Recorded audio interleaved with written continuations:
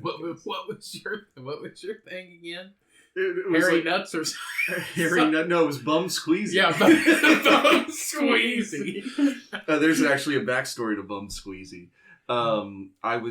In 2011, I took a rare online college course through Indiana University. It was a great class taught by Fernando Orjuela of the ethnomusicology department at IU. It was a survey of hip hop, but we met in a chat room every week. And this was back before, you needed a lot of formality out of online teaching. Mm-hmm. So people could just log in under whatever username they wanted, but we recommended your name in class so you can get attendance. That didn't mean other people didn't come and troll the chat room. So there was this guy that every time the professor would say something, it's like, we'd like to introduce you to Grandmaster Flash, one of the godfathers of hip-hop. This guy named Bum Squeezy would log in and just be like, he looks like a certified creep. He's like, Bum Squeezy, that can't be your real name. It's not. All right, well, Bum Squeezy, you got to get out of here. For real? Yeah, for real, Bum. There it is. Hot Sauce Holman. Hot Sauce Holman. Hot Sauce Holman. There's a couple other ones. The Kiss ones. D. Smith. D. Smith. Okay, yeah. I know we said we were getting started, and then I just told a Bum Squeezy story. That's fine. Perfect. No, don't pull up Jabba the Hutt's profile. Come squeeze. Ryan White is drinking a pumpkin, not recently. That's terrible. Sorry, we're definitely cutting that one. Bum Squeezy. Bum Squeezy. All right. You ready? Yeah. You've been recording, haven't you? Yeah. Perfect. That's Ryan's gonna thumb through all the Bum Squeezy references. I might leave it in. Yeah. Fuck it. Might as well. What's up, milkers? Welcome back to another episode, another week, and part 2 of the coveted Halloween Deathmatch. Our favorite episode, the fan favorite, the funniest laugh-along gang here with me in the studio. Let's do the beer of the week. The beer this week is called Stoutello. This is a delicious chocolate nut hazelnut. That's an O. Stoutello. This is a delicious I said chocolate nut hazelnut. Chocolate hazelnut milk stout produced by the good people of Knee Deep Brewing Co. of Auburn, California. This has an ABV of 6% and a Cummcast rating of 3.5 out of 5. As always, please drink responsibly. Welcome back, everyone. Let's get into the show.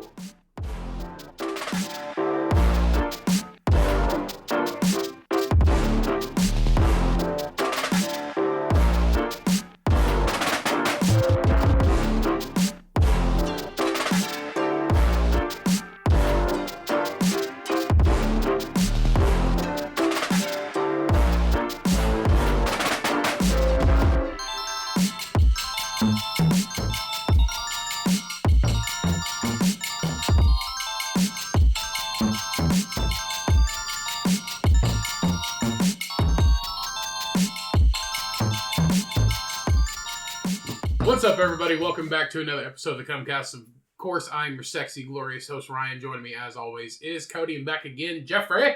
Hey. For the judge of Halloween Deathmatch Pot Dos. Whoa, whoa, whoa, whoa. Welcome back, everybody. Let's get into this shit. Where are we at? We are to the next bracket of matchups. We've got the winners of the first rounds coming at you. For the rest of the episode, we have 10 matchups to declare a winner. So, let's go ahead and just get started. The first matchup we have is Pennywise versus Jeepers Creepers. Ooh. Spin the wheel of inevitability. And the winner is Ryan. Jeepers Creepers. Pussy nose. Okay. Taking pussy nose. All right. So, I'm going to start out with Pennywise. So, set the scene. They're in wherever they're at, upstate New York, small town, outside of that Chinese restaurant they went to that one time in the first movie. That is right. There's Pennywise just hanging out in the sewer, beat bumper around the sewer doing his job, doing his thing. He turns into a spider one day because he just feels like having 8 legs. The next day he doesn't. He's just a clown.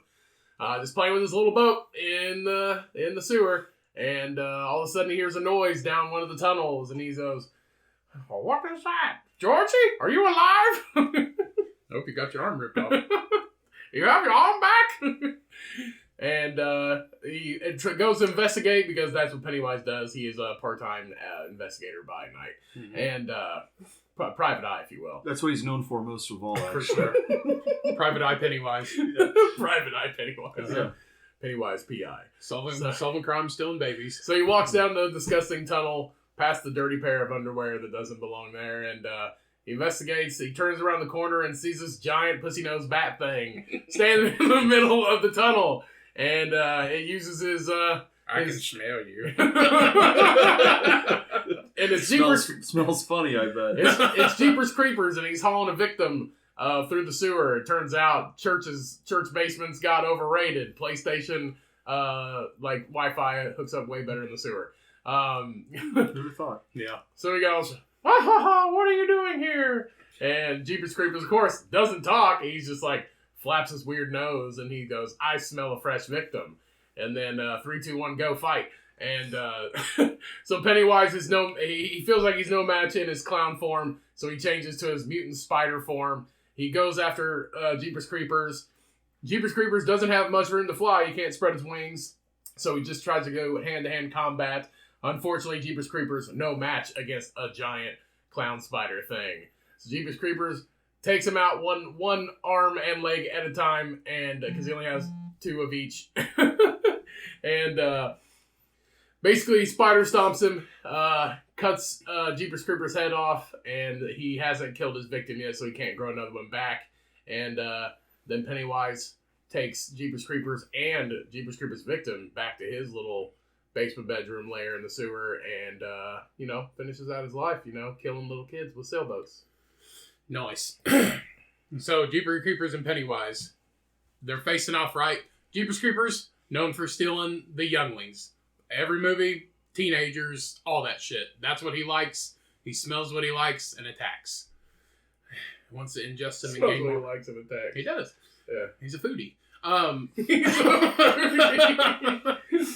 And In fact, Pennywise, that's what he's known for most of all. That's correct. Pennywise also, basically wants their souls or whatever the fuck he tries to steal to replenish his, spider form.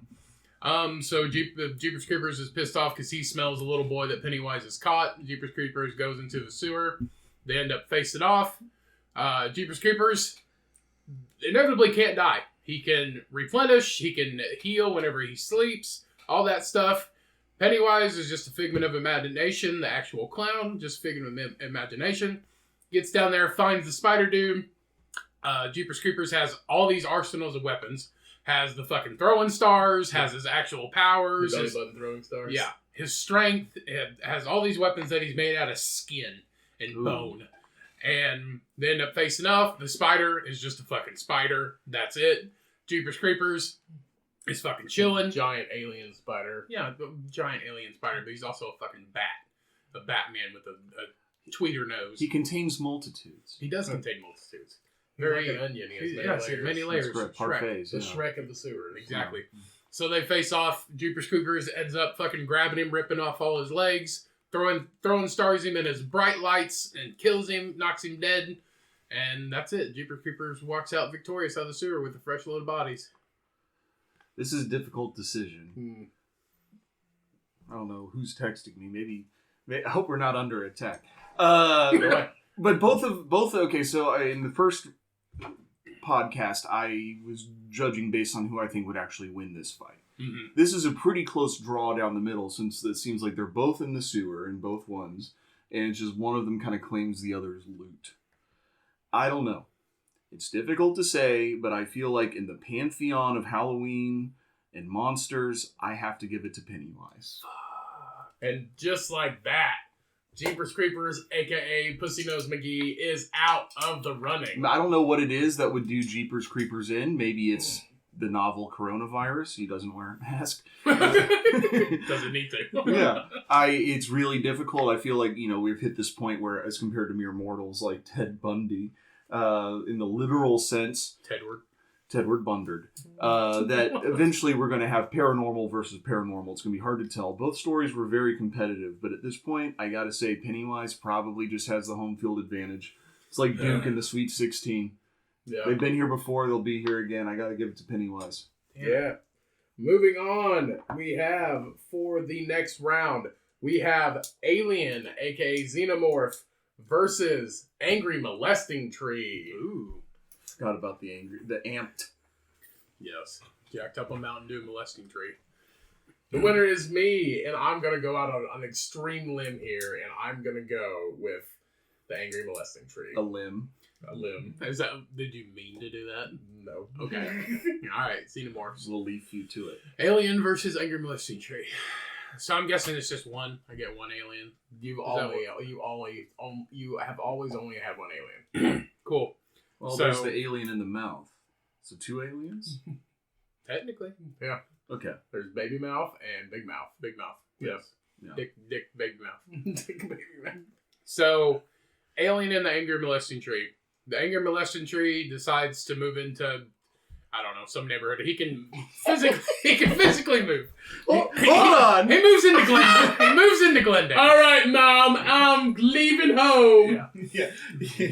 Is this a metaphor for white flight? Is it? No, maybe. So the angry molesting tree, he decides to pack up his balls and decides to crawl across some sacred ground where He decided to, make roots in another town. He made like a tree and got the fuck out. Make like a tree and get the fuck out of here. So the angry molesting tree decided to settle in a field. Little did he know there's actually an underground pyramid. His roots go deep. They go deep into this pyramid. They activate the aliens. The aliens start, being reborn. And, they weren't very sexually active. So only one egg got created. And turned into one xenomorph. The xenomorph had dug his way out of the hole. There's this angry molesting tree. What are you doing on my lawn? Get off my lawn! The xenomorph crawls over the angry molesting tree, starts swatting at it with its fucking crazy ass tail, and starts clawing at it and shit, nipping at its bark, and it takes its little dick mouth and punches it right in its fucking hole, and, the angry molesting tree falls down, and he's a willow. He's dead. He died. He's just a pile of sticks. Okay. So I'm going to... That one's kind of hard. I'm going It's to... difficult. I'm going to go on another limb How do you here. kill a tree? Well, yeah. I'm going to go on another limb here. Mm. And, all right, set the scene. So, it's Halloween night. And in a small town in Salem, Massachusetts. Why Salem? There lives a man named Huey Halloween. AKA Adam Sandler. So It's just Adam Sandler. So it's a small town in Salem, Massachusetts, and it's Halloween night, and everybody's out trick or treating. Who has come to take advantage of that? The alien. He's already in costume. He's always in costume.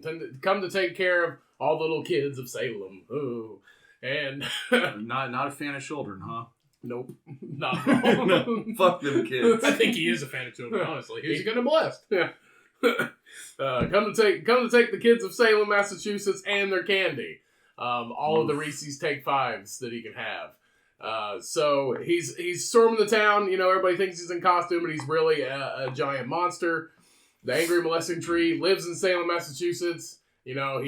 He's part of the town. He's built roots there. People have hanged from his branches. People have hanged from his branches. Squirrels visit. He doesn't like the threat of anybody else bothering his kids of Salem, because he is the bothersome one. Yes. So, Shit covered branches. yes. So he doesn't like the aliens storming around the town trying to take advantage of all the kids of Salem, Massachusetts. The angry molesting tree waits for the alien to get close, and he basically shakes his branches at him in a display of disgrace and disrespect. The alien doesn't like that, so they do battle. The angry molesting tree, this is his town, this is his home turf. The alien's just a foreign invader. Oh, okay. Yeah. He's a foreign invader. He's from outer space. I know. It's just funny. Aliens. So they go at each other. The angry molesting tree just keeps swiping at the alien with his branches. The alien is very agile and slick. However, the angry molesting tree is just a tree. It is a sturdy object. The alien does bleed. It is not impenetrable. It is not immortal. And sooner or later, the angry molesting tree. This is what happens when you roll for insurance. Great country. So, The angry messing tree finally gets the best of it. The alien, he wears the alien down. The alien can't go on. The angry messing tree basically squashes the alien with his branches, with his trunk, with every feeling of his tree being, murders the alien and then buries him underneath his roots so that he becomes fertilizer. And the angry messing tree runs the town once again and grows stronger from the dead alien feeding its roots. Gotcha. Boom. And then he's set to bother the kids of Salem once again. Well, judging these things sometimes is like asking me whether I'd want to eat dinner out of the recycle bin or the trash can itself. This is difficult. I'm going to have to be a pedant on this one. One, any sort of story where the tree is moving around, I call bullshit on, because that's how trees become sticks. They die. They don't have the nutrients. He does move. Number two, The angry messing tree does move. Ryan, am I to understand this alien was just born and then is immediately settling a land dispute? He came out of the egg. I mean, whoever awakens it, they automatically kill. That's their first instinct, is just to kill. You know, God love him for it. God loves his little fuck-ups. But I also got to put it back to you, Cody. How can a tree realistically... A tree of proclivities run a town? This is very difficult. If a dog can become a mayor? So you see, the thing about that is, the tree runs the town, but the people don't think the tree runs the town. Only the tree thinks that the tree runs Was the tree an elected Oh, official? yeah, it's one of those, like, shadow governments I keep hearing about. If yeah. Punxsutawney Phil sees the tree, we get 6 more weeks of nocturnal emissions. Yeah. How every redneck cop thinks this is their town. Yeah. Like the one from Rambo. You know, this is difficult, but I think as a matter of evening things up, if it's a tie, I think I got to put it into the pantheon. Let's give it to the alien. Let's give it to the alien. Yay! This is where, in tournaments, the blue bloods really live. Unless there's a major upset, we'll get our Cinderella. We'll get our Cinderella. We will get our Cinderella. With due respect, at some point, it's like, is it really going to be like a tree versus like a killer clown in the final? It's like at some point, shouldn't like Godzilla be in here? We really got niche. Can we have Bum Squeezy as a wild card? As a wild card? His big effective thing is interrupting the chat room about 70s hip hop. Yeah, there you go. Ballroom and roast toast culture. Mm-hmm. So the next matchup we have here, the one I think we've all been waiting for, is 3 zombies versus the unique matchup of this episode, Sweeney Dahmer. Sweeney Yes, Dahmer, I forgot. As a hybrid character. Sweeney Dahmer is looking good. And we all 3 agreed that Sweeney Dahmer is a combined human being. It is one person, not 2 people. So it is the powers of both pervert cannibals come together to create one giant, massive Sweeney Dahmer. And he does hair. He does hair and sick dance moves. Yeah. And the winner is Ryan. Bring your own lunch. You're gonna pick Sweeney Dahmer. I know you are. Versus 3 zombies. That was my instinct. 3 zombies makes me think of like 3 Amigos, where it's like Chevy Chase, Martin Short, like. Yeah. 3 Amigos. Let's go Sweeney. I'm picking Sweeney They Dahmer. only serve fajitas at 3 Amigos. Sweeney Dahmer. All right, Sweeney Dahmer. So, 3 zombies. Bebopping around. Bebopping around all jolly old Liverpool. Looking for some brains to eat. There's 3 of them. There's Snap, Crackle, and Pop. There's Bebopping around Liverpool. It's just the noise their bones at make. night, looking for some looking for some brains to eat in Liverpool. They roam the streets at night. They already ate Beetle Bailey. We're just gonna take him out of the picture now. Yeah. Sarge ain't gonna be happy about that. So they're roaming around the streets at night. They walk past a meat pie stand, and they see this abomination of a human being by the name of Sweeney Dahmer come out of his shave quarters, his shaving shop from the upstairs of the meat pie district. And they're like, wow, that'd be a good brain to eat, because he's a massive human being with a drill in one hand and a razor in another. And he has dark, wavy black hair on one half of his head and short brown hair. Like a Two-Face. Yeah, literally, literally. So they see him come out, and they're like, "Wow, that's a massive human being. He made good brains to eat." So the zombies slowly walk up to him, and he's like, "Oh, fancy a shave? Can I make you another zombie? Oh, wait, you're already a zombie. I don't need to make you a zombie. I'll just give you a shave." So the zombies, basically just want the brains, so they all three go after him at the same time because that's going to mobilize them the fastest. They really just want the brains. That's all they want. Sweeney Dahmer attacks the zombies. They do move slowly, so Sweeney Dahmer moves a little bit faster than them. However, it's 6 arms versus 2, even though he does have a razor in one hand and a drill in another.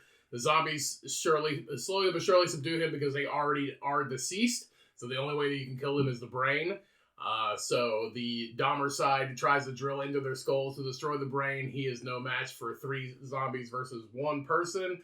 The zombies slowly subdue him. They eat him alive, and they smash his head, his Two-Face head, into the ground, eat his brains, and then they go have a nightcap in the meat pie shop and call it a night. Nice. All right. Interesting. So, Sweeney Dahmer just chilling after they, somehow fucking morphed into one. The way the alien was born and then fought a tree. Yep. So, Sweeney Dahmer. Wow, the story of Paul Bunyan. Sweeney Dahmer. When I was born, I fought a tree. Fighting a tree Yeah. is the most American thing I can think. It was a smelly tree and had poop all over its branches. And I don't know why. So, Sweeney Dahmer. The speed of Sweeney Todd, but also the ruthlessness and the actual strength of Dahmer. So, Don't forget the intelligence, because he wasn't very smart. Whatever. That's what he has Sweeney Todd for. Half Sweeney Todd brain. So, Great singer. So, Sweeney Dahmer is just closed up shop. He brings his razors with him everywhere, obviously. Closed shop, walks down the steps. Meat pie shop is already closed. He's closed it early because, he just had a fresh slew of bodies that he sent to the cellar. He's like, you know what? Well, I'm kind of tired. Let's go home. So he walks down the steps and sees these 3 zombies walking down Fleet Street. And they start kind of shuffling towards him. He's like, it's a good thing I got these trusty razors. They called his mom fat. You forgot that part. They didn't call his mom fat. Yeah, they know her. She's nice. Yeah. They know her. She's nice. So, he sees these zombies coming after him. Sweeney Todd, crazy fast, and everybody knows that Sweeney Todd sharpens his blade more than he actually shaves. In the movie, if you actually watch it, he prepares his blade and then zip, zip, zip, zip, zip. Yeah, it's like, raise it once, that's fine. Yeah. Raise it twice, that's okay. And raise it 3 times, you're playing with yourself. Yep. Yeah. Measure twice, cut once. Yeah. He also sings to them. So, Sweeney Dahmer makes quick work of the zombies. He takes his sharp-ass razors and starts cutting them up, just stabbing them and shit. Starts cutting the head off the zombies, and they're slow. He's fast. Just seek. The zombies, no more. And the Dahmer leg, I guess. One Sweeney leg, one Dahmer leg. The big, strong Dahmer leg starts smashing the zombies' skulls. And then that's it. Sweeney Dahmer is victorious against 3 little shitty zombies. Jeffrey Dahmer was jacked at one point. Was he? Yeah. Yeah, he was actually very strong. When he was a raging alcoholic and he was working out a lot. That's how he killed his first victim, actually. Yeah.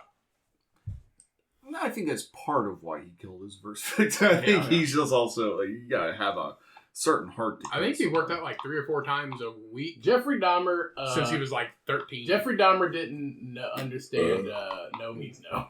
Yeah. He wasn't big on social cues. No. Just hearing both of y'all's testimonies here, my first thought is you figure like this would be a match made in heaven. Someone with an infinite supply of bodies and brains, and people that will do anything for bodies and brains, including potentially work in a short labor environment. Yeah. I'm just imagining a zombie run shop that everyone goes to see. Well, no, I'm just imagining. That would be funny though if they did combine forces. No, like Sweeney Dahmer. Are we about to have a zombie Sweeney Dahmer? Well, I'm imagining Sweeney Dahmer with a gang of zombies. I'm imagining kind of a Shiva zombie Dahmer where it's like 4 arms and cutting 2 people's hair at once, and there's a zombie over front like, did you have a reservation? Everybody wins, and that's the egalitarian future, I imagine. However, I'm just not entirely sure that it's meant to be like that. If that was the case, then we wouldn't have conflict in business. The fact of the matter is, I think the 2 evil killers are good enough to take on 3 dead people. Because if let's roll the dice on dead people, odds are good they're old already. Mm-hmm. That's something I think is lost in zombie culture, is that unless it was like a pet cemetery situation where you lose a young person, these are all people that went in their sleep at like 77. So I really think someone that works on their feet for a living and a bodybuilding serial killer could easily take on 3 dead corpses. To this, I award Ryan the point. Yeah. And Sweeney Dahmer advances. Zombie Dahmer. Advances to the next round, and he is going to be the bi character, the second bi character. Good for him. Yeah. I didn't know he was bi. He's bi. He's got 2 people. He made out of 2 people. Technically. Yeah. Dahmer technically was a homosexual. Yes, he was. Dumb and Dahmer. So Sweeney Dahmer advances to the next round. So whoever wins the matchup of Pennywise and Alien moves into the Final Four with Sweeney Dahmer. Nice. So on the opposite side of the bracket, we have Killer Clowns, 3 of them, versus Dracula. Ooh, this will be fun. This is like one of those Smash Brothers matchups. The winner is Cody. I am going to take Dracula, the king of the night. I'll take the key clowns. Before we get into that, I once mistook the phrase woman of the night for woman of the cloth, which are 2 completely different things. So for sure. I would call a nun a woman of the night. And a sex worker a woman of the cloth. Yeah. Which... Anyway, that's a cue potato tomato. They only wear clothes when they have to. Want, but yeah, I guess. Woman of the night. Are you a woman of the night? No, I'm preaching God's word. I hope. My mistake. At this hour? It's 9 p.m. Yeah. It's almost quiet hour. All right, Ryan, Killer Clowns, go for it. So Killer Clowns versus Dracula. Okay. So there they were, just playing poker on a Saturday night like usual. Yeah, so Killer Clowns, let's say they're carnies, basically. Mm-hmm. They are carnival folk. The carnies move into town. There's rumors of Which one runs the skee ball? None of them. They're clowns. The carnies move into town. The three killer clowns are part of it. You know, they've been killing left and right, but they're constantly moving so they never get caught. They hear a rumor of a murder in town that just bites people in the neck. They're carnies, but they know what's up. They're killer carnies. They know it's Dracula. They read a lot of comic books. So they're trying to, do their thing, kill people, and Dracula's in the way. Both of them kill at night. They're both going to kill at night where you can't be seen, blah, blah, blah. And the other ones work during the day, so you gotta. But, speed and cocaine and all that stuff. You know what killer clowns do. Carnies. Carny crack. It's out there. Yeah. So, it turns out the killer clowns killer clowns are stalking this one fine chick, going, walking away from the carnival. She just had a fun time. Heather. Yeah, Heather the whore. God. So she's just enjoying the game. She's going back to her car. The killer clowns are stalking her. Little do they know, Dracula's hiding in the bushes, because that's what he does. He's hiding in the bushes. He waits. The lady gets to her car. Dracula, the squirt game. Dracula pops up and is like, blah blah blah. Let me suck your blood. And the killer clowns see this and they're like, nah, she's mine. She's ours. We're gonna take her back and fuck her corpse or whatever they do. So the lady ends up driving away in her car. Really. So Dracula and the killer clowns end up facing off. So they got bats and chains, and one has the fucking, let's say, a loaded gun. One has a gun, another has a bat, another has a chain. How are they gonna kill these people? They gotta have weapons. Can't just strangle her to death. Why not? I mean, they could, but that's they're already fucking half drunk and on cocaine, which just keeps them going even more. Power of drugs. That's what keeps the count going. So Dracula and the killer clowns face off. Dracula ain't taking no shit. He kind of, zips right, zips left. One of the clowns catches him with the bat, knocks him down. He gets back up real quick, attacks the one guy, kind of like, rips him in half. The other guy comes up, gets a chain around his neck, and starts strangling him. Dracula has super strength, kind of flips him over the back. And then the other guy just takes a gun and starts shooting Dracula. The next thing you know, the other clown gets up with the chain and just kind of grabs him. Super strong, this one. Grabs him and just pops his head off with the chain because he's that strong, and rips Dracula's head off. And then he's just a head, down one clown, two left. And then they take Dracula back and end up feeding on his blood, and they become, vampire killer clowns. Oh, okay. Oh, shit. Okay. Okay. All right. Game changing a little bit. I have what they lose in numbers, they gain in nocturnals. Mm-hmm. Yeah. I'm having a vision that somewhere out there in the world there is a carnival worker that mixes cocaine in the cotton candy machine and feeds it to people. Maybe. I think ecstasy. Detritus andronicus. E pluribus unum. It's on the penny. Go! Okay. So, setting the scene, they're at a carnival, they're at night. The killer clowns work the carnival. They kill the unsuspecting carnival goers at night that are kind of left straggling around, just kind of finishing out the concert, just setting that kind of like Lost Boys scene, if you will. Mm-hmm. The one with the saxophone guy? Yeah. Yes. Cool. Yeah. So just setting that kind of Lost Boys scene. So the killer clowns just kind of walk at night. They pose as carnival workers. They do work in the carnival. But they have a hidden secret. They do kill the stragglers that are leaving the carnival at night during closing hour because everything shuts down. It gets to get very dark. It's noisy. There's people everywhere. They can take people almost at will just because of the sheer amount of population in the dense mechanics of the carnival at night. I don't see a problem yet. Yeah. So... so Dracula is also at the carnival as well. Dracula is hunting for other people to come into his vampire coven to make new victims or maybe new family members. Just depends on how the situation goes. Depends if they're bitches or not. So Dracula is storming around the grounds as well at night. I can see him angrily stomping. Yes. Get over here. As the lights slowly go out of all the carnival rides because it is closing time, the lights don't overpower him as much, so he is more powerful in the dark. He encounters the clowns as they're hunting the same people. So they see each other, and immediately think they're the ones a threat, and Dracula might just take these killer clowns as victims, as they're hunting victims. So Dracula sees these three killer clowns. They consider each other a threat. They attack each other. The killer clowns storm Dracula. Dracula, all-powerful human being, the original vampire. He has many powers, many faceted powers. He was in the Bloods. Yes. Yes, he was. No hatred for Crips. Don't say that. Well, Jeff's over here trying to make the gang sign. So they attack Dracula. Dracula has all-encompassing strength. He can fly. He can turn into a bat. He also has mind powers. So the clowns all have weapons that they use to take their victims.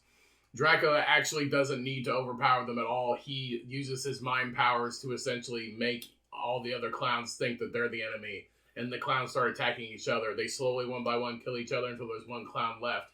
And then Dracula attacks him because he's a mere mortal. Takes him as a victim, sucks his blood in the night around the Ferris wheel, and leaves the bodies there to lie, and Dracula flies off in the night as a bat to hunt again. Dun dun! This is difficult. This is really difficult. Because we're hitting into this abstract nature of like 1 versus 3 in time and place, and who goes to where. And then Mariska Hargitay shows up the next morning with 3 dead bodies. I feel like, I don't want to keep playing this game of splicing, and although I love the idea of 2 clowns of vampiric abilities, if we keep this up, there's going to be a finale where it's just like a Jeepers loaded baked potato versus nacho fries. It's There's going to be gonna- hard to tell the difference. There's gonna be fucking Two there's vampire gonna be- killer clowns versus fucking Sweet An alien that can juggle, yeah. Alien and Sweet There's literally gonna be a freaking repeat of last year of Jeepers Creepers with Horseman Hellpowers. Yeah, and you know who won? Ghosts. Ghosts. Yeah. Got beat by fucking ghosts. Jeepers Creepers fucking took the powers of the Headless Horseman. So now he had horsepower and a long knife. And fucking, yeah. I thought you were talking about Patrick Swayze from Ghosts, like did Whoopi Goldberg. No, make an like, appearance? Cody had 5 ghosts from the 13 ghosts. I see. Okay. Yeah. Well, on that note, I feel like I got to give it to my main man, Dracula. You know, he's been around for centuries. He has pushed a camel through the eye of the needle. He has done it all, and I think he could take on 3 clowns. That Okay. shit ain't nothing to him, man. That's right. Fine. The King of the Night. What if they made him laugh? And he laughed to death.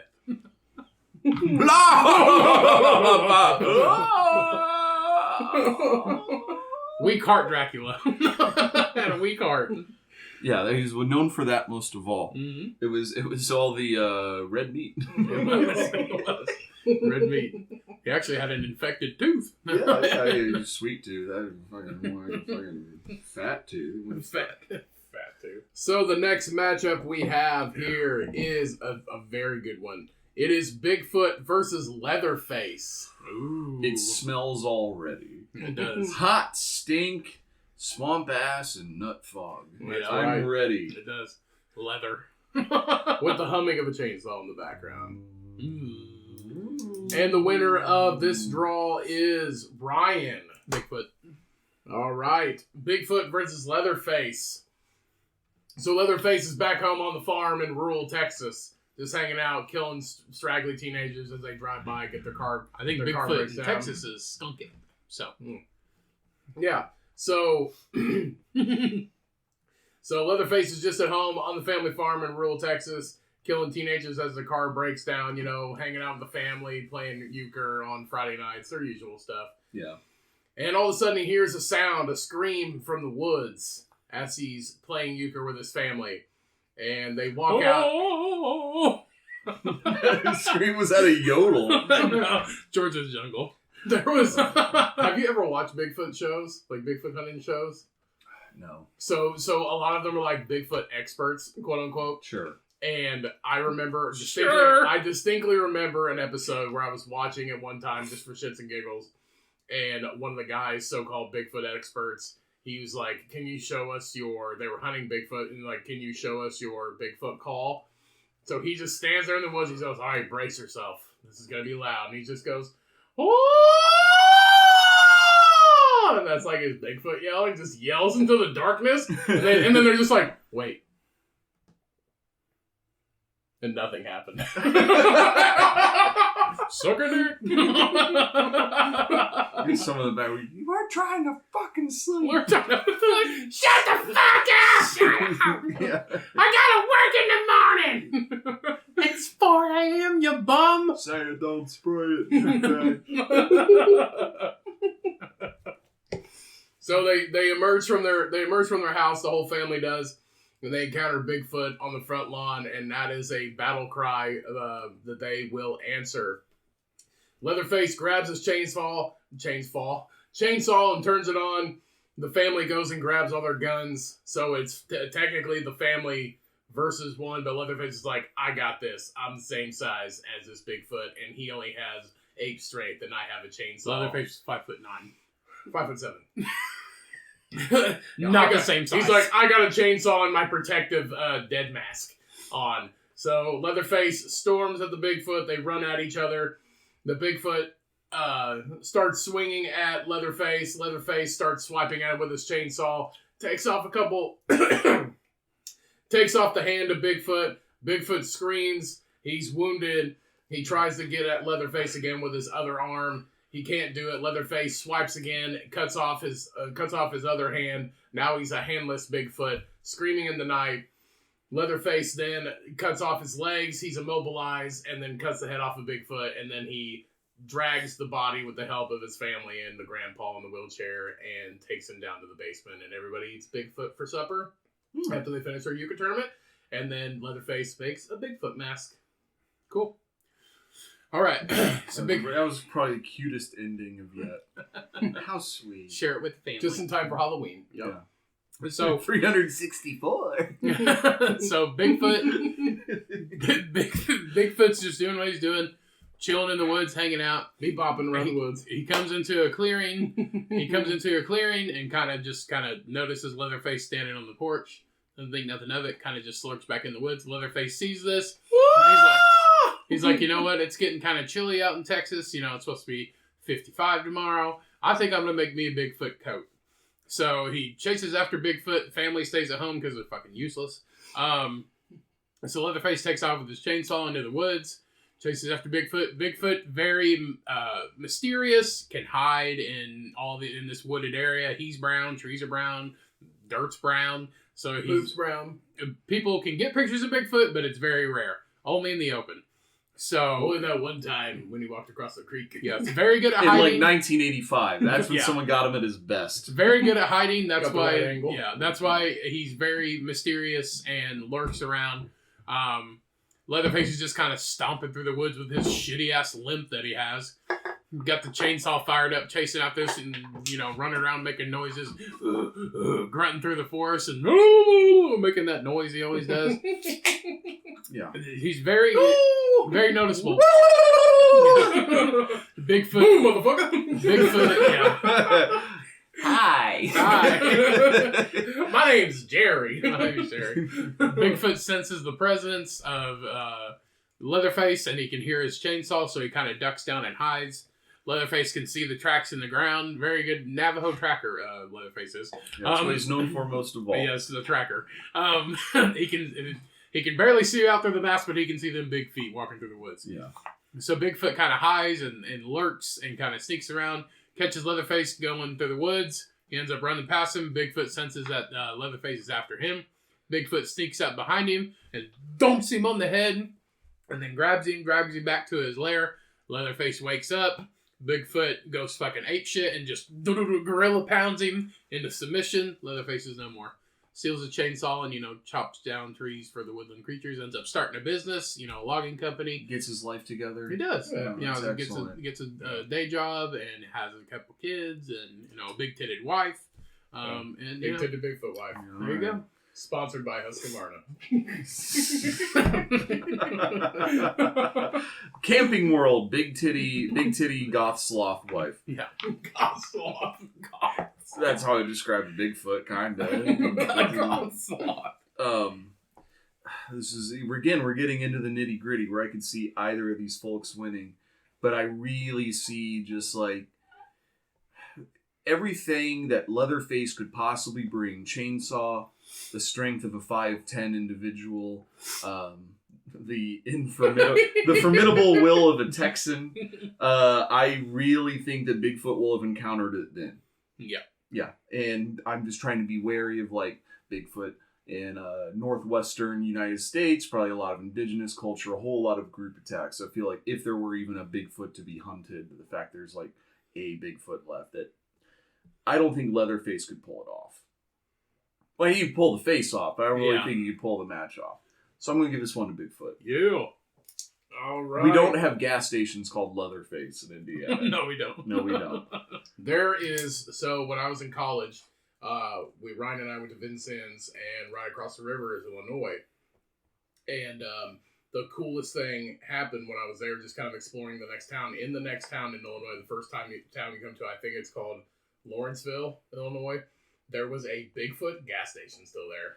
Bigfoot gas stations are a thing of the past. Yeah, there was a Bigfoot gas station still there in 2012, and I was with some friends, and I said, we have to go inside. Yeah. And the coveted Bigfoot Polar Pop was still there. there. It's like, at the time, it was like 49 cents. Yep. We got a coveted Bigfoot Polar Pop with the same, like, neon green and blue logo and everything on it. It was so pink cool. highlight. Yeah. It was such a blast from the past because we used to have one, and then it turned into a Circle K in our hometown, and then that was the last of it. While we have a platform here, fuck Circle K. Your cups are getting too thin and flimsy. Listen to my tweets. Check your DMs. This is disgusting. Circle S is Aren't better. aren't those like aren't they like $1.79 now? They after tax they're $1.49. $1.49. That's expensive, man. It used to be 49 cents. I'm still writing $19.99 on all my checks. You know, change comes to us all. Pulling a Big Lebowski moment and writing a check for 69-cent gallon of milk. Yeah. Not to be that guy with a half carton of half and half because of the White Russian. It was. Fuck All you. right. All right. Fuck you. All right. Where were we? All right.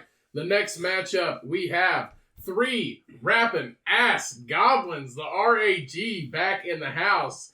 And we have 1 graboid because 2 of them died versus the Predator in the last round. Please remind me what a graboid is. You were supposed to do your homework. Yeah, of all the 24 teams, I need help with 1. I got a frog in my throat, but I need help with 1. They're giant, like, sandworm kind of things. That's it from Tremors. Yes. Yeah. Yeah, okay. See, that's all I needed. I did my homework. And spinning the wheel of inevitability, the winner is Ryan. Goblins. Yeah. So we got 3 rapping ass goblins versus 1 tremor, aka graboid, aka stinky alien sandworm 3-tongue monster. Stinky sand dick. Stinky sand dick tongue man person. Bernie Sandix. Bernie Sandix. That is his new name. So the rapping ass goblins will just beep bapping around, New Mexico in the desert because they're about to release their new album, Panty Dropper, coming out. They this got a spring. big show at Albuquerque coming up. Yeah, Yeah. About to release their new album, Panty Dropper, coming out this April. So they're just hanging around New Mexico. You know, they packed up their treehouse and they brought it along with them for the tour. So it's hanging out in the desert. You know, doing spin kicks on the front lawn on a piece of cardboard. You know, rapping, spitting game. And all the noise, unfortunately, draws the attention of a graboid because they are attracted to sound. So all that attention grabs the attention of a graboid. The graboid comes upon them from under the ground. The rapping-ass goblins don't hear it over the sounds of 3-6 Mafia bumping through their boombox. And the graboid comes upon them and slowly comes up emerges out of the ground briskly comes out of the ground, catches the goblins completely surprised. As he comes out of the ground, he comes up directly underneath the boombox, completely steals their tunes, eats it. The goblins are super pissed because 3-6 Mafia was playing and they hate that the tunes got stolen. Now they got a new boombox, so they're super pissed. So they go and grab their AKs. They get ready, but as they're running towards their treehouse that they makeshift in the desert, the graboid comes under the ground and grabs a rapping-ass goblin, eats it, and it's a giant sandworm, so it has plenty of room for 3 rapping-ass goblins with room for dessert. As the other ones are grabbing their AKs, they're loading them up because, you know, it's never safe to carry guns loaded. So they're throwing the magazines in their AKs. The graboid comes up, grabs another rapping-ass goblin. As it's getting ready to fire, the other goblin runs away because it's absolutely terrified. His 2 homies just got taken. The tunes are gone. So he runs away. The graboid comes up under the ground and comes up, grabs the other rapping-ass goblin, swallows him, and he goes back to his graboid home in the hills outside of Albuquerque and has a nice cup of creme brulee for dessert. Yeah, they're known for their French desserts out in northeast Albuquerque. Yep, sure are. Yes. And their sangria. All right. So, 3 rapping-ass goblins. I'm going to riff off your story because it actually sparked in my brain before you even told yours. So, they stopped outside of Albuquerque getting ready for a show. They're rehearsing and all that stuff. All their gear is with them for the show. It's just them, a couple of people on the bus not getting out. It's just them kind of rehearsing their new album, Panty Dropper, dropping this spring. And they're just kind of, you know... They're calling it the Irish Spring, actually. Yeah, it's going to be the fun. Irish Spring. Fresh scent. So they're just rehearsing, you know, got the boombox out, chilling, doing spin kicks, spinning on cardboard, you know, shit that they do. They're, you know, they're a new age hip hop boy band. They're just chilling, singing, dancing, having a good time. It triggers a graboid because he senses sound and the vibration coming through the ground. the graboid actually senses the boombox. They're a few steps away from the boombox. Sounds all coming from the boombox. Most of the sound coming from the boombox. Graboid jumps up, grabs the boombox, pulls it back down. They're like, oh shit, what do we do? What the fuck is that? They're all freaking out and shit. The next thing you know, they're running away. And I don't know if you know this, but their names are Shooty, Stabby, and Rapey. Oof. Yes, that's from the last episode. Rapey's got a checkered past. Yeah, those are what the Rice Krispies mascots were called. Yes. Yes. So, Shooty and all them, Shooty, Stabby, and Rapey start heading towards the bus. Next thing you know, Graboid comes back up, grabs Shooty, has him up in the air, starts trying to eat him and shit, and Shooty's fighting. But they have everything with the show with them. So, that, you know what they also have? Pyrotechnics. So the next thing you know, Stabby and Rapey grab pyrotechnics. They fucking, while he's bringing Shooty down, they throw a pyrotechnic in the fucking mouth of the graboid. It goes back down, doesn't sense anything. Beep! Hit the button. Boom! Blows the graboid all to shit, and fucking no more. So does Shooty live? No, he doesn't. Okay. So they have an in memoriam, and their album goes platinum because they lost a member. Yep. It hasn't gone platinum yet. It comes out this spring. Yeah, Nothing will increase your approval rating like dying. That's one thing I learned about the United States. Yeah. Yeah. They're going to write a new track called Shooty's a Pyro. Give it to those rapping ass goblins. They've got a sense of moxie. Yeah. They're big on the DIY culture. I can tell they've got the fans that are going to be there for them. So, they're like... What I've gathered so far is that pretty much everyone is a villain, and these guys might be evil, but they're popular. They have the power of like the Kardashians. God and anime on their side. Yeah, like the Kardashians. Yeah. So I really, we're gearing up here for a real train wreck of a final finish. But I think we've got a great second round taken care of. Let me take a look and see how we describe this. We're pretty much in the Hemi-Demi quarterfinals. Mm-hmm. Yeah. Yeah, so we're at the halfway between semis and quarters. Yep. You can catch their new hit single, Tremor Stole My Boombox. Tremor Stole My Boombox. Yeah. Kevin Bacon owes me for the fucking show getting canceled. AKA Sandworm Stole My Tunes. Yeah. All right, the next matchup we are coming down into the Final Four after these next two matchups. We have Sweeney Dahmer going into the Final Four, and we have two Rapid-Ass Goblins also going into the Final Four as the bi-characters. We're just adding up bi-characters as the rounds go through. So, we have Pennywise versus Alien, and the winner is Cody, and I am going to take Alien. Okay. Let me have your Pennywise story, Georgie. Okay. Beep, beep. So, Pennywise hanging out in the sewer like he always does. The figment imagination of Pennywise the clown, and then the alien spider chilling in his little home. The alien is just beat bumping around. The whole universe, and you just say, yeah, just chilling. Scoopity bop bop, ba bop bop, I'm going to Venus. I'm going to do it in my spaceship. Let's just say this: an asteroid with the xenomorph, an asteroid with the xenomorph encased in it, crashes in Maine, and that's where Pennywise is. So, asteroid with the xenomorph inside of it crashes in Maine. It goes through down into the sewer. The asteroid cracks open. The xenomorph is reborn. Hey, I'm walking here. Comes back to life, and starts wreaking havoc in the sewer. It starts trying to figure out where he's at. It's dark, cold, wet. He loves it. The xenomorph is just perfect for his condom skin. Yep. The xenomorph is just trolling the sewers. Climbing on the ceiling, trying to get familiar with his new atmosphere. Runs into Pennywise. Pennywise kind of distracts the xenomorph, and he's, inanimate. He can't die. The actual Pennywise clown figure can't die. So he kind of distracts the xenomorph. The next thing you know, the spider comes out of the darkness and fucking grabs the xenomorph and throws him up against the wall. The xenomorph comes back, jumps on his back, starts dick mouthing him in the back. The spider kind of shuffles. The xenomorph jumps off. The xenomorph comes back at him again. The spider grabs him again with 2 of his 8 fucking legs and fucking just pounds him and pummels him. into He submission. pounds him, He pounds and him. then he pummels him. And then he pummels him. In fact, that's what he's known for most of all. Yeah, that's right. Yeah, he penetrates. And then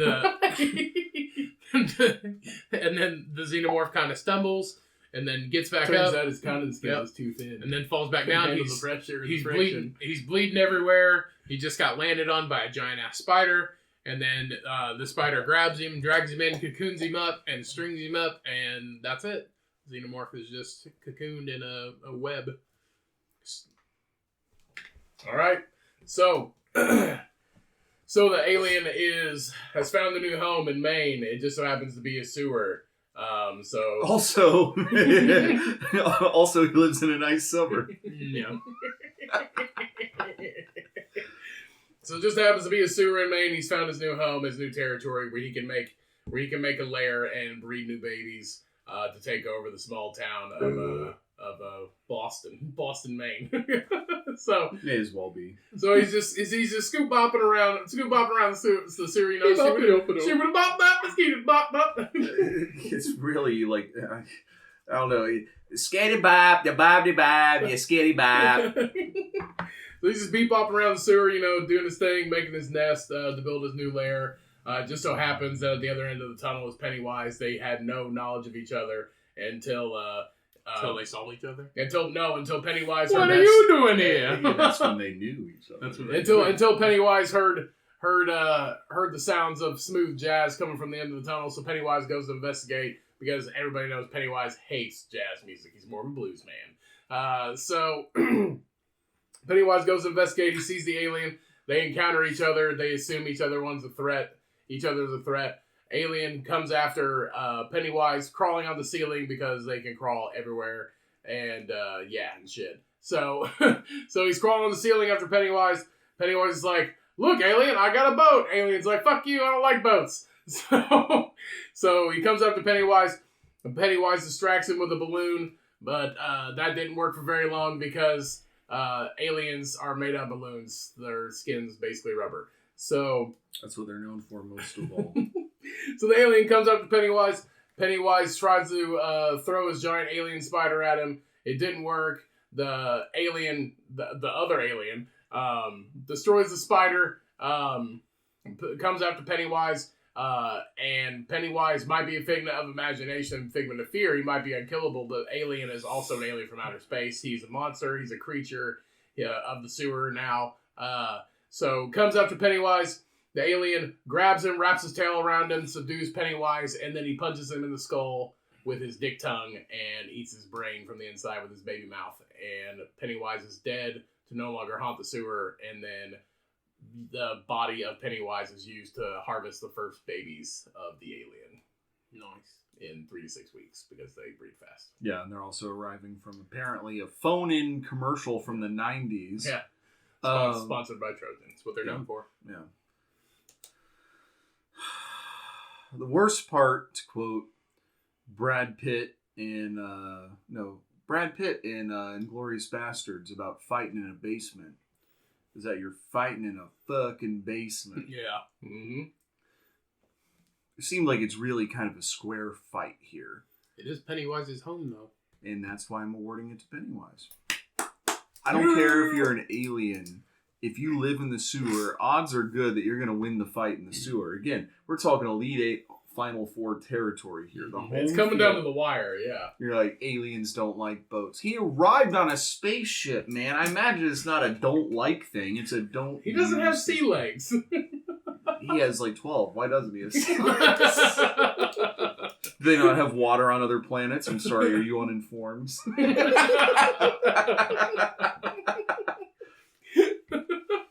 No, I really think Pennywise takes it. Nice. All right. The next matchup will time out. Time out from the game. We're calling a timeout. We're going to take a quick pee break. Yep.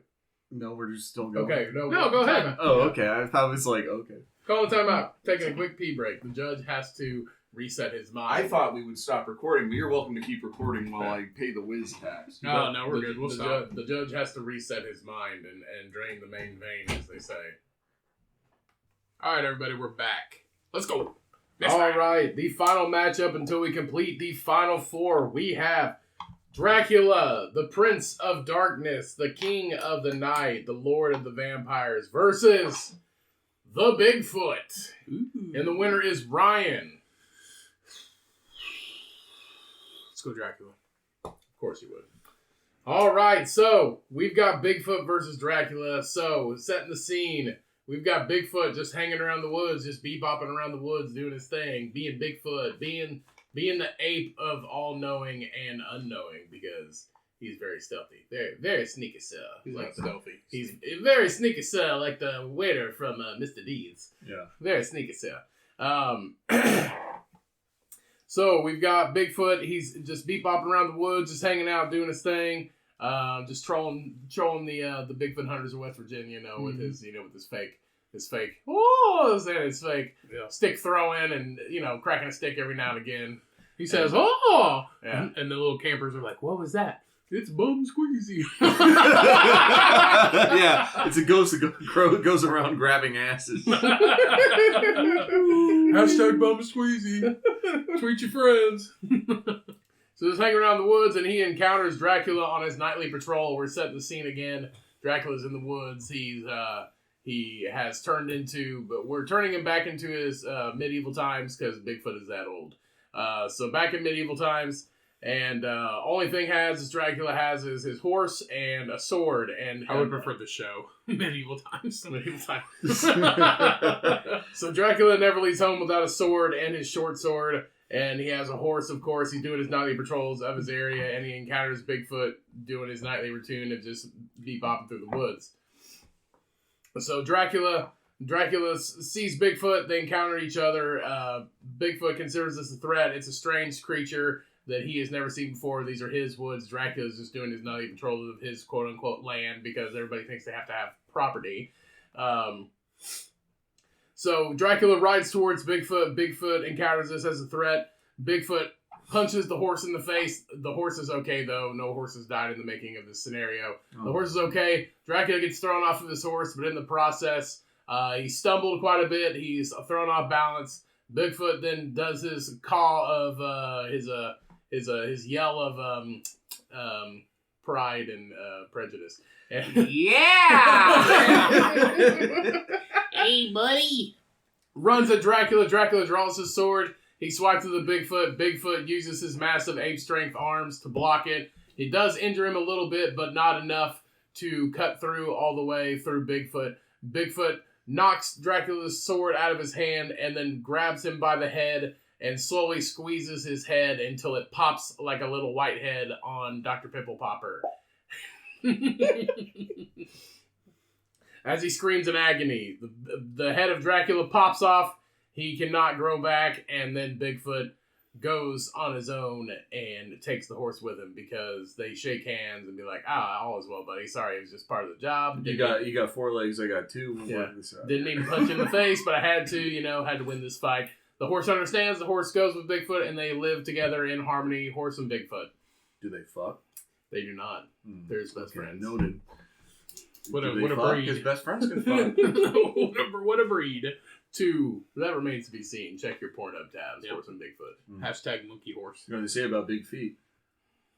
Got socks. Big socks. Yeah. You got big socks. Huge wiener. Yep. Got big shoes. You got big feet print. Yeah. All right. Ryan, you tell me. So, Dracula and Bigfoot. So, everybody knows that Dracula is a blood aficionado. He loves the uniqueness. He's trying to expand his repertoire of blood. He's known for that more than anything else, is. actually. He's a craft beer. He is. Bloody. He loves a good Syrah! Yeah. So he's into the reds more. Yeah. So he sees Bigfoot walking in the woods, walking in his woods, and he sees Bigfoot, and he's like, you know what? I wonder what Bigfoot blood would taste like.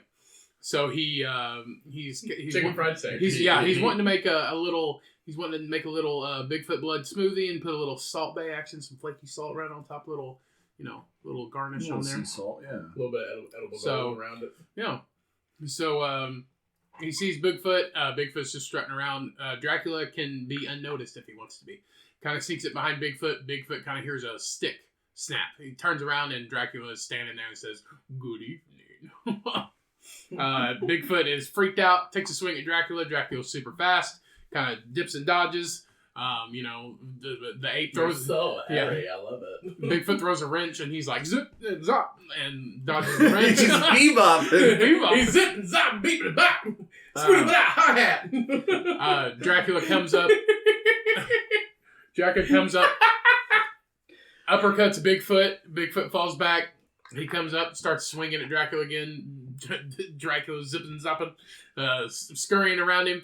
Next thing you know, Dracula's behind Bigfoot, grabs him by the head, grabs him by the neck, and fucking starts choking him, and then just rips the whole Bigfoot's head off because he's super strong. And then Bigfoot falls to the ground, and Dracula just, takes a nice martini glass and lets the blood drip from his head in his glass. He always carries some sea salt on him, sprinkles it on there, sips it, and he's like, that was good, and then goes back to his cage and fuck off. Cue sound of silence. Hello, darkness, my old friend. Perhaps in the literal sense, yeah. I've come to talk with you again. Because a vision softly creeping. Let's all keep our day jobs. We're not very good at singing. So I got criticism for both of y'all.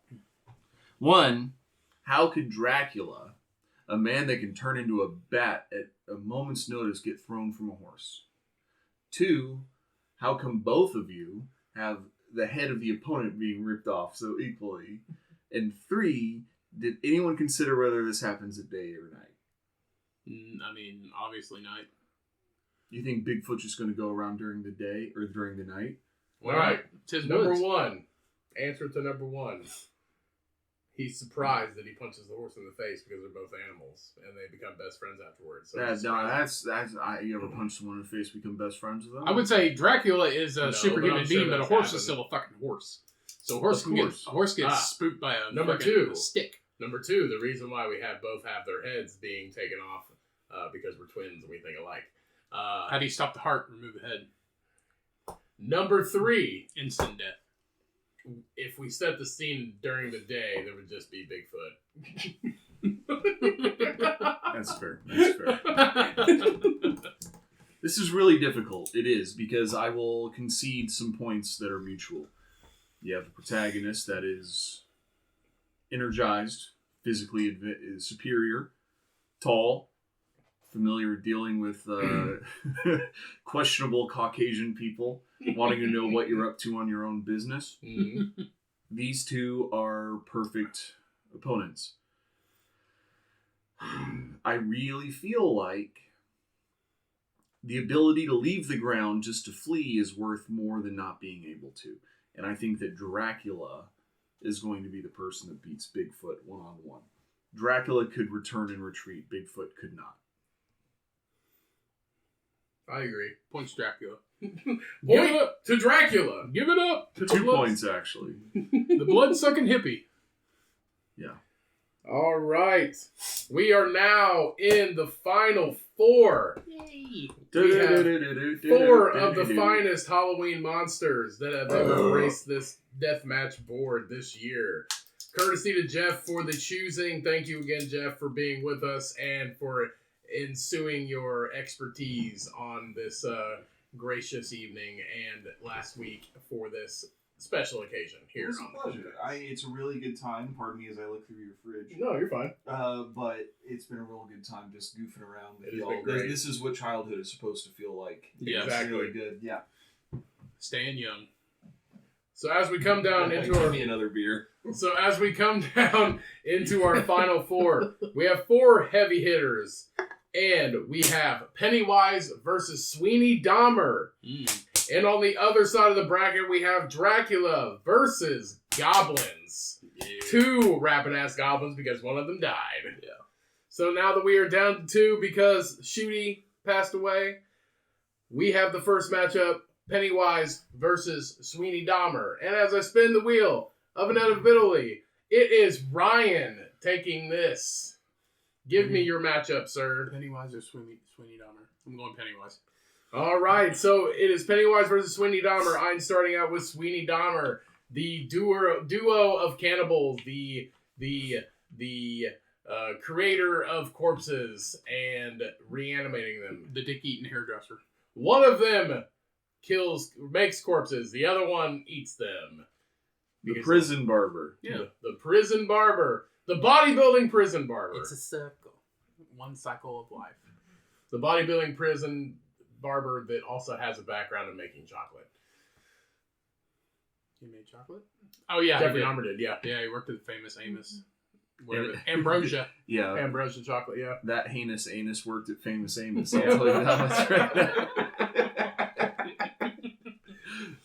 All right, Sweeney Dahmer. He's just doing his thing over on Fleet Street in good old Liverpool. And he's shaving. Right. Fuck him up! He's just shaving and cutting and creating more meat for the meat pies to sell at the meat pie restaurant underneath his coveted shaving shop. So he's just doing his thing. Things are bleak on Fleet Street. I'm envious of that place where I can go touch people's necks all day. God, what a good job that would be. It would be.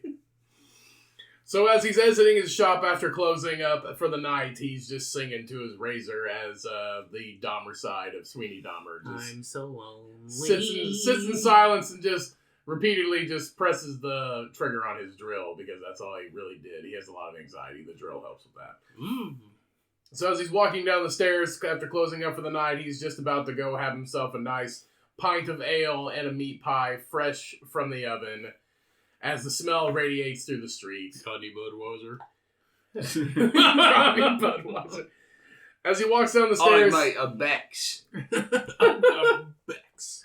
As he walks down the stairs, he hears someone whispering to him from the gutter, and it is Pennywise. He goes, "Hey, Sweetie Dahmer, do you like boats? You want a boat? I give you a boat. And do you like balloons? I got some cotton candy laced with cocaine. Candy ice cold slits in there." He might be. French origin? Yeah. Spooky. More of a Bud Ice guy. So he hears Pennywise whispering to him from the gutter, which he houses himself in good old Liverpool with the used clothing, wash water, and occasional puke and piss from the drunks out on the street. Sweeney Dahmer goes to investigate to talk to this clown because he doesn't discriminate. He's all about the strangers and meeting new people. I'm not racist. I hate everybody. I eat everybody. So he walks over to the gutter to talk to Pennywise, and they strike up a conversation. They wind up. They start up a conversation, and Pennywise wants to take Sweeney Dahmer for one of his victims. He grabs Sweeney Dahmer by the arm and pulls him into the gutter. He doesn't rip his arm off because it is one mega human, one human cannibal, Razor Man, and pulls him down into the sewer. And then they do battle. 1v1 in the sewer. Pennywise goes after Sweeney Dahmer. Sweeney Dahmer slices at him with his razor and tries to stab him in the face with his drill as well with the other hand. Sweeney Dahmer overpowers Pennywise. Pennywise is no match for the duo of the Cannibal Barber and gets drilled in the head, and the Dahmer side he gets the drill into the head and sliced at the throat and becomes the Jeffrey Dahmer side of a zombie Pennywise, and then he lures people from the street while working for Sweeney Dahmer, and now they have a two-way operation. People come in and get shaves, and Pennywise the zombie lures people in from the gutter and takes the arms of little boys to make little baby kids meal meat pies. So you're saying that both guys win? Teaming them up. Yeah. They come to inevitably Pennywise dies and becomes a brainless zombie using homemade battery acid. Yeah. They inevitably team up as a super trio and work together to make little baby kids meal meat pies. I'm not teaming them up. So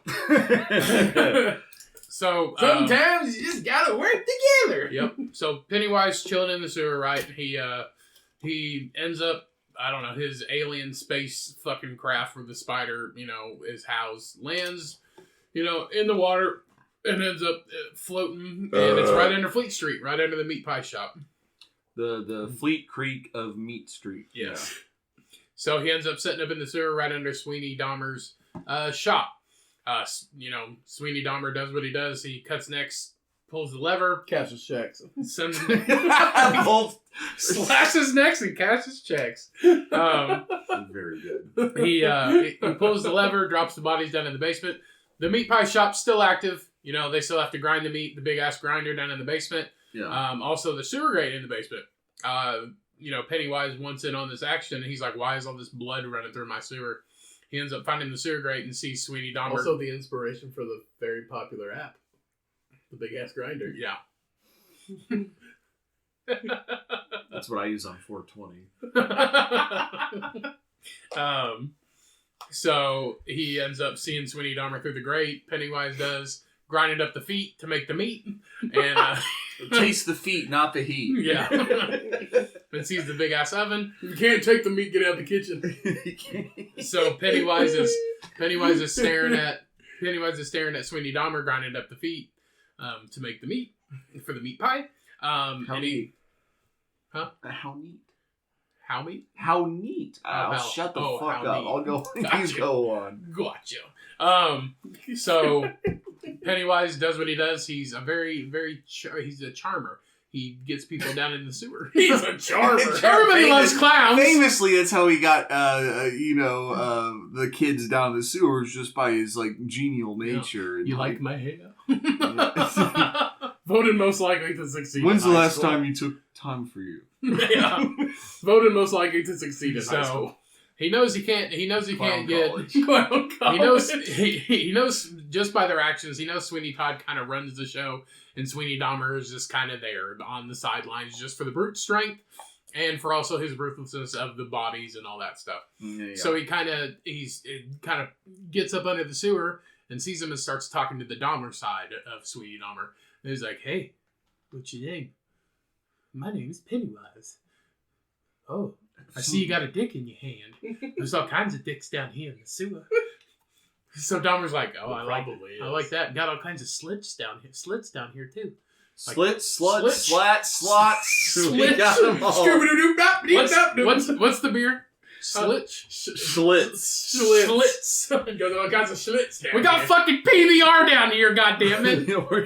Sold! There's beer and a disco. Tell all the wild women that Yeah. I'm single. He's like, "See, we got all kinds of beer. And then you just see a strobe light coming in the background. We've been waiting for the chocolate maker. And Pennywise inanimately makes a disco ball, and you see the fancy lights and some dance music and stuff. And the other side of Sweeney Dahmer starts getting. He's like, "All right." So he opens the hatch. Pennywise grabs Sweeney Dahmer, drags him down into the sewer, and fucking punches him, knocks him out, and then drags him into the spider. The spider webs him up, and then hangs him from the ceiling like he does everybody else. Sweeney Dahmer is no more, and the alien spider feeds off Sweeney Dahmer until he's just a skeleton. Done deal. Jeffrey. Skeleton barber. I feel like the ultimate way that you could defeat Dahmer and Sweeney Dahmer, you got to get them on their vices, and it sounds like that's exactly what Pennywise did. He did. Dicks and slits. Chips and blitz and schlitz and I'm gonna slits put and this. sluts and slats. Oh, and- duels! Dicks and butt ice, okay? Yeah, Bud Ice. Yeah. Yeah. I remember Bud Ice. I was big for a hot minute. It was. You could buy an 18-ounce Bud Ice at Kroger. Really? Yeah. I remember we got a keg of Miller Lite one time, and we had $5 bottomless cup in college, and it was our birthday weekend. Mm-hmm. We had $5 bottomless cup, and this chick didn't want to pay $5, and it's just $5 and you can drink how much ever.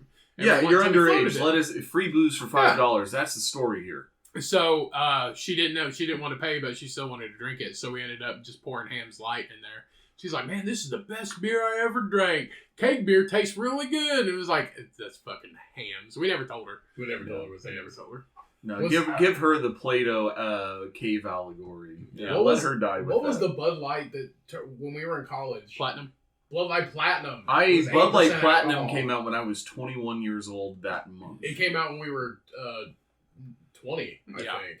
Or Yeah. like that, like we figured it out like that next year. Yeah, Bud Light Platinum. Well, I 8% never wanted to alcohol. try it, and I was like, you know what, I'm gonna try it, and it fucked me up. I liked 8% it. alcohol, dude. I liked it a lot. I could really taste the malt liquor being Yeah. injected into it, and that's For fine. sure. But I was 21. I wanted the blue Fancy holographic blue bottle, yeah. silver Fancy bottle. blue bottle. BLPs, we called them. Plats, we called them. Yeah. A year later, Miller got in on it too late with Miller Fortune. Yeah. Sorry. Now that I What? sneezed God damn it! God damn. Woo, but Miller Fortune was the same thing, and I like that too. And then back then, Bud Light Platinum was like really expensive. It was like $7 a 6-pack. Yeah. It was like really, people thought it was really expensive for what it was. It was expensive for one. Yeah. It's just Bud Light with a little extra like Everclear dipped in. Mhm. Yeah, literally that was it. It's a little Pretty dropper. much. All right, Jeff, what's your... Sorry, I sneezed. Wait, that was like 2 minutes ago. Yeah. That was like 2 seconds ago. give it. I'm giving it to Pennywise. Yeah. That's what I'm getting at. I don't know how we got on this trend, but From Pennywise out ultimately is like smart enough to compel men to vices. He's got 2 half men and lots of vice. Yeah. I feel like that is Yeah. That's the fair. MacGuffin I'm looking for here. MacGuffin. All right. The last matchup of the Final Four is going to be Dracula versus 2 rapping ass goblins. God, I hope I get the goblins. Here's a matchup with teeth. The winner is Cody. And you know what? I'm going to do you a favor and I will take Dracula. Yes. And you can have 2 rapping ass goblins, Stabby and Rapey. Yes. All right. Harpo and Satchmo. So, so Dracula, he's just doing his rule of the night, his regular routine, looking after his family of vampires. Rule of the night. Yep. Just looking after things. He's he's walking around his grounds at night one day, and he hears this faint foreign music. So he walks through the clearing, goes through some trees. This ain't Easy Top.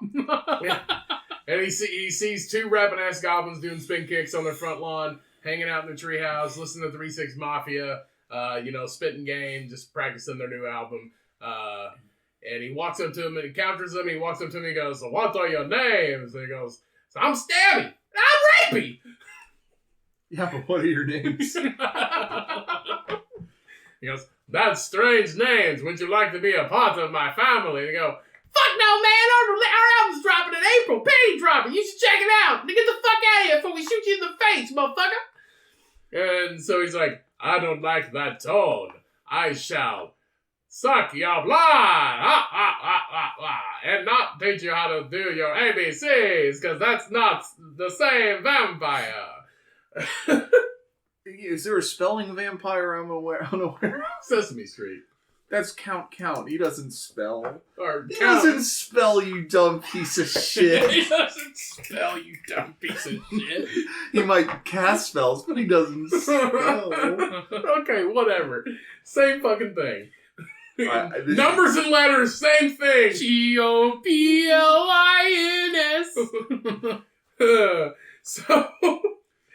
So he doesn't like that tone, so he turns into a bat, flies over to the goblins. Everybody knows that Stabby doesn't like bats, so he swats at the bat. He's freaking out. Rapey goes and grabs his AK. He turns back from a bat back into Dracula. Uses his super vampire strength. He rips Stabby in half, throws him to the side. Rapey goes and grabs his AK. He starts to shoot at Dracula. Dracula's impenetrable. He hasn't had a stake to the heart yet. Don't ask Mrs. Dracula. Yeah. So Dracula's impenetrable to mere human AK-47 bullets. Rapey doesn't have his wooden stake on him today. So as he's shooting, he runs out of ammo in the clip. He freaks out, he panics, and Dracula walks up to him just in time to suck his blood, drain him dry, leave the corpses there for the wolves to eat in the morning. And Dracula goes off into the night and chalks it up as a loss, because he really wanted to hear some of that cool rapping-ass goblin music as vampires. Yeah. Would have brought it to a whole nother level. All right. 2 goblins, 2 rapping-ass goblins versus Dracula. So the rapping-ass goblins are just chilling, practicing their album Panty Dropper. When you gotta be a hip-hop artist, you gotta have bling. and Shooty in memory of Shooty. Shooty loves silver, so they decked up in silver. They got two new silver blades. They got silver bling, silver grills. A lot of silver. And they're just chilling, practicing their group. Dracula is like, "What the fuck is this?" He's like, "I'm more of a Beach Boys." And he gets pissed off, and he's like, "You know what? Time to shine." And he ends up coming after the goblins because he doesn't like hip hop. He's not a very, he doesn't like it at all. Damn it. He's he's thousands of year old and can't adjust, can't teach a new Dracula new tricks. Yeah, that's what they're known for most of all. It is. Everybody's known for something. I was double checking. Double checking on the Google Box to see if goblins could hold silver or not, and apparently they can, according to Lord of the Rings. Yeah. So Dracula Their stomachs are good enough. I was gonna find a loophole, and it didn't work. Dracula comes at the goblins for their shitty show tunes. If you go by the Mormon methodology. But the goblins are strapped with all that silver. Dracula gets the turd and is kind of phased. He gets the turd. He gets weakened and can't handle the silver. Hey, that's Rapey's job. Yeah. They the goblins have magical powers. They end up taking their magical powers and running past Dracula, getting behind him. They take some silver and put it around his neck. Dracula starts like, "I'm melting," like the Wizard of Oz bitch. The Wicked Witch. Yeah, it starts burning him and shit, and he can't handle it. The next thing you know, they just start biting him with their silver grills. Start biting him up and down on his arms and legs. He can't handle it. He's weakened. He's on the ground, and then they just take their fucking silver blades and fucking chop him into bits, and Dracula's no more. Why does he taste like beef jerky? Start nibbling at him like a rat. There comes... Oh, hell. This is really difficult to think about. You know what? I'm giving it to the rapping ass goblins. The silver included. Yes! That's it. I was unaware necessarily of beheading Dracula. I just knew it was like a silver bullet or a stake through the heart. You can behead Dracula too, and he dies. You just got to bury the body and the head separately. I'm allowed to do that? Yeah. You are. I don't know. I'm going to give it to the Jeff rapping ass LaFave, goblins. Vampire Hunter. Yes. Wait till the next pandemic. It's about 30 minutes from now. Shit. And we have come down to the final matchup of the night for the 2023 Cummcast Halloween Deathmatch. The final matchup, the final duel is going to be Pennywise versus two rapping ass goblins, Stabby and Rapey. Yeah, baby. I can't wait for this. The final spin of the Wheel of Inevitability determines that Ryan gets to make his selection. Goblins, bitch. Coming back. 2023. That's what's up. They won last year. Oh, I see. So, Pennywise versus two goblins, Stabby and Rapey. So, set the scene. Pennywise is just bebopping around the sewer, doing his thing, stealing the occasional kid. Stealing the occasional kid. Not keeping up in handwriting? What's the roll of tickets, Jeff? I don't know. I was thinking maybe I'd hand out tickets, and then I realized you got started and it's not going to work, so I'm going to put the tickets back. To the concert in April? These are tickets. Yeah, sure, they're tickets to the concert. Yeah. Yeah. No, I'm just stoned and going through my backpack. And these are tickets that were offered to me. They were giving away a bong last weekend, but I couldn't go because I had to work. No. Unlike some of these fucking lowlifes at the bong shop. I digress. Please excuse me. I was trying to find a formal way to keep points. Maybe I'll use this bubble abacus for the fucking... I can't repeat what I'm about to say next, and I'm not going to. Yeah, y'all continue your points. I have a method. So back to it. So Pennywise just bebop around the sewer. Wait, hold on. Digress. Digress? Yeah, digress. What do you mean? Just digress. Okay. Continue. So Pennywise just bebopping around the sewer, doing his time stealing the occasional kid and stuff, playing with his toy boat in the soupy, dirty, nasty water. And he encounters the two rapid-ass goblins walking down the street, bebopping, and carrying around their cardboard. They're going to find a good flat piece of ground to do some spin kicks and shit. And, Okay, relevant. Yeah. So they're just walking down the street, and since Pennywise is used to stealing kids, goblins are almost kid-like, and they look like they're just hip, young, 12-year-olds just walking down the street, spitting game and, talking about, that joint they smoked last night and, how hot that Heather, the other girl goblin, is in elementary school and stuff like that. So Elementary school. They're 12. So What? No, they're not. they look like 12-year-olds. Is that how they judge intelligence in grade school? I was gonna say. So you're saying every 3 foot tall person looks like they're a child? No. Think before you speak. There you go. No, not at all. Little people are people too. Goblins are not little people. They're fucking mythical characters. I mean, they're still. Well, if we're gonna get into this all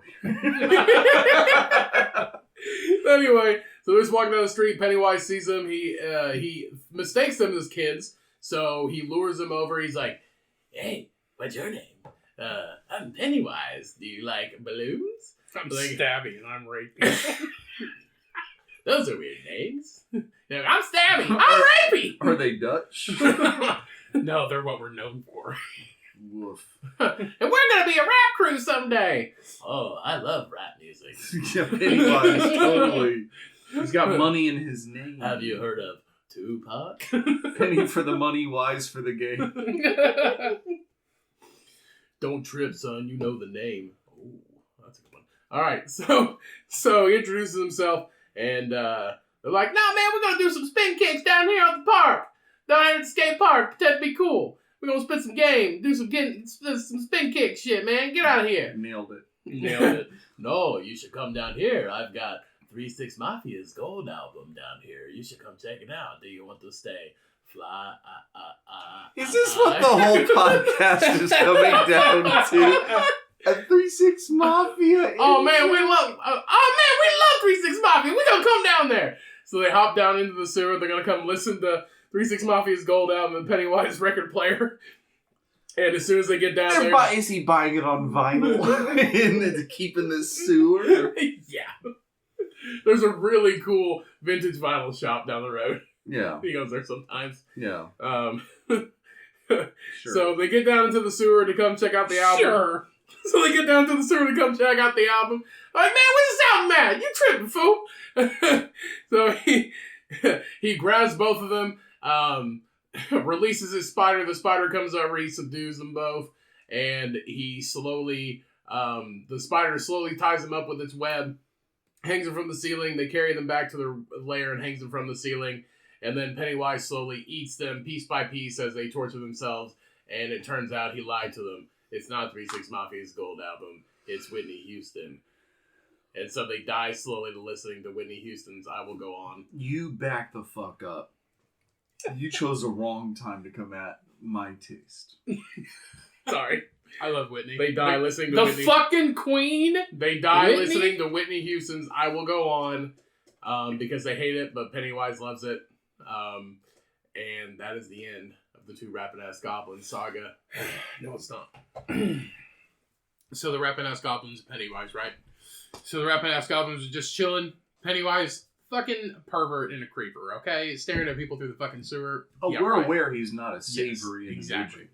individual. The rapping-ass goblins... I'd let him watch my kid. The rapping-ass goblins, they know what's up. They're fucking... No, but if it did. Yeah. They're from the gangster. They're from the wood. They're you know? from the gangster. They're gangster. They're from the wood. You know, they know a fucking creepy crackhead when they see one. They see Pennywise poking his head out the fucking sewer and it's like, hey, you want to come down here? Come on. I got all kinds of cocaine and drugs and blah, blah, blah, and all shit. And, you know, blah, blah, whatever. I love crack. And the goblin's like, fuck you, bro. He's like, you're on our turf. And it's like, no, I just got here. It's like, Turn into It was Michael like- Jackson every yeah. sentence. I just got here. That's ignorant. You're ignorant. So the goblins ain't falling for it. Pennywise doesn't like to come out of his little hole in the sewer, but he does. He tries to entice some more. The goblins end up curb stomping his ass, fuck him up, because with their fucking silver jewelry and all kinds of shit. And Pennywise did die from silver. Got all their silver jewelry and shit. Take off their chains, start whipping his ass with it. Fucking put his bare ass with it. yeah. They put his face over a curb and they just start bam, bam, bam, curb stomping him. Pennywise is no more. Rapping ass goblins undefeated for round 2. Year 2, you Caribou babe. Year 2, winner. That's what's up. Is this a good ending or a bad ending? To quote Marge Simpson, who cares? At least it's over. This has been a very difficult, arduous process. Ow, me. And as someone who has watched from the beginning, it's been wild to see the extremes on display here. Pennywise was in the first matchup, top left of the bracket. Yep. This is kind of reserved for the heavy hitter. And somehow, some way, Pennywise has lasted. And yet, on the other side of the bracket, we have the Cinderella. We have the 3 rapping goblins. We have the perhaps least serious of all, which have really proven to be more about the practice of ingenue and the joie de vivre of horror movies. This is quite the difficult decision. But with it, I must announce the rapping ass goblins have won. Yes! Fuck yes! I was asked to be the arbiter. And in the first rounds, I was really focused on the logics of it. Yeah. And perhaps that's the case when you're applying something like a living person, Ted Bundy, versus a clown that is all driven in fear. And then on the other hand, I'm supposed to be objective about Bigfoot versus Dracula or Leatherface. Yeah, it's difficult. There's no rhyme or reason here on the Cummcast. You know, that's what losers say, Cody.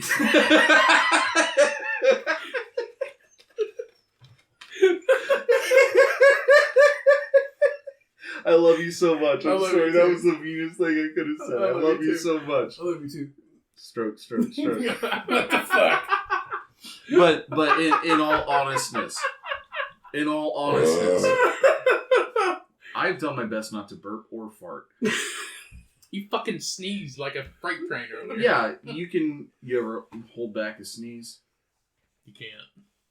I mean, you can, but you shit your pants almost. Oh, look at you now. Neither nor, but what I'm getting at, this has been a real tremendous privilege to judge. I've seen a lot of creative approaches. I can see in many ways why you two are brothers. And you two have very similar brains, and I mean that in a very complimentary way because you're both brilliant individuals. This was real fun to do.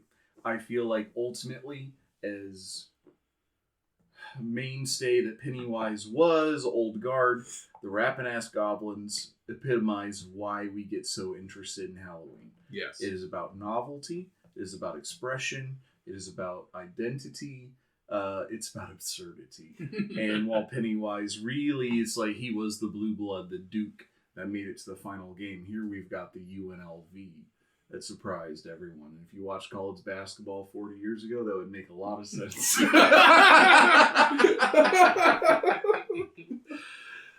Rest in peace, Bob Knight. Anyway, it's been a great time, y'all. Do you have anything you want to say? Any afterthoughts on this? We've had our good... We've done this for 4 hours now, so we can look back at the end jokes. Yeah. We've had quite a few. We've had... more so, that's what they're actually known for. Yeah. We've got... What else? There were some tough matchups this year because, if Cocaine Bear... I was disappointed in Cocaine Bear because it's Cocaine Bear and the Angry Molesting Tree first round. I feel like if Cocaine Bear was up against, any mortal anything... he would have went probably to the final point. I think the one thing about Halloween Deathmatch itself is no matter how creepy or scary or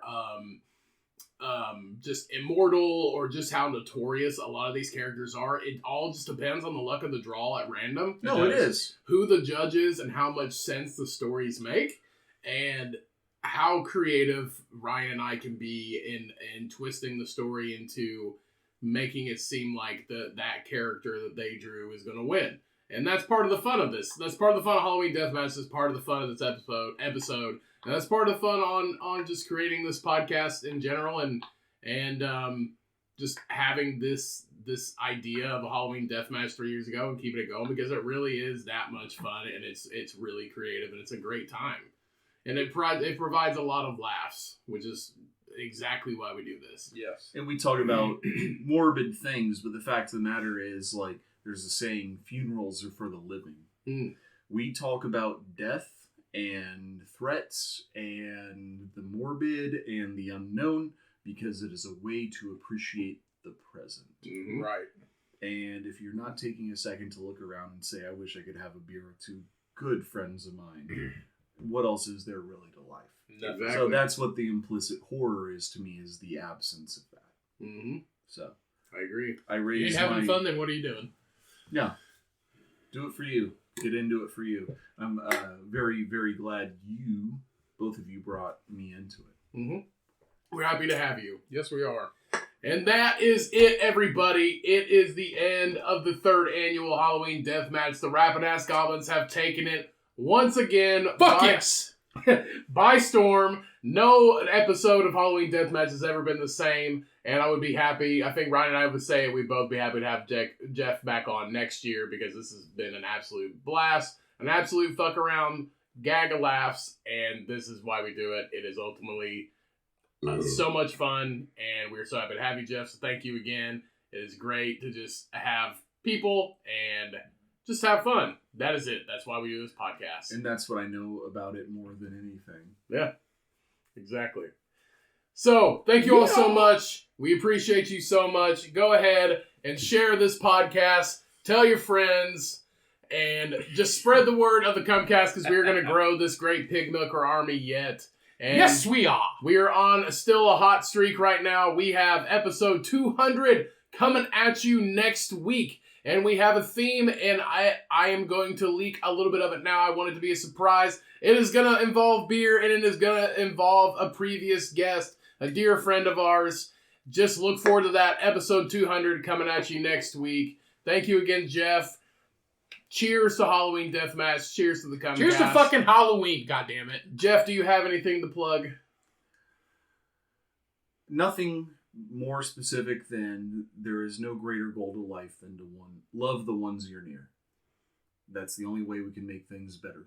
That is well said. Go follow Jeff at B-Town Moose on everything. An icon, a staple, basically like the salt and pepper of any household. You gotta have him. Push it real good. If you don't, your food is just not seasoned. Yeah. Oh, thank you. You're welcome. All right, everybody. We will see you all next week. Don't forget to check out Stoutello by Knee Deep Brewing Co. It is a good one. It is a great one. Have a beer this week. Enjoy yourselves. And we will see you all next week. Ryan, take us out. All right, everybody. Thank you so much for listening. Thank you so much for downloading. We love the absolute fucking shit out of you. Thanks for listening to this episode. Thanks for your support.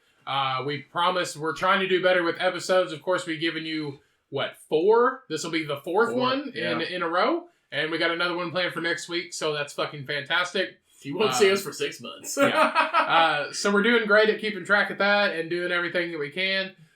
Stay safe out there. Fucking drink a good beer. Grab your Kindle and read a good book if you know how to read. And in the words of Talk, the actual artist, the music artist, don't forget to tell the ones that you love them. All right, everybody. That's a good one. We'll see you next week. Peace! Love y'all.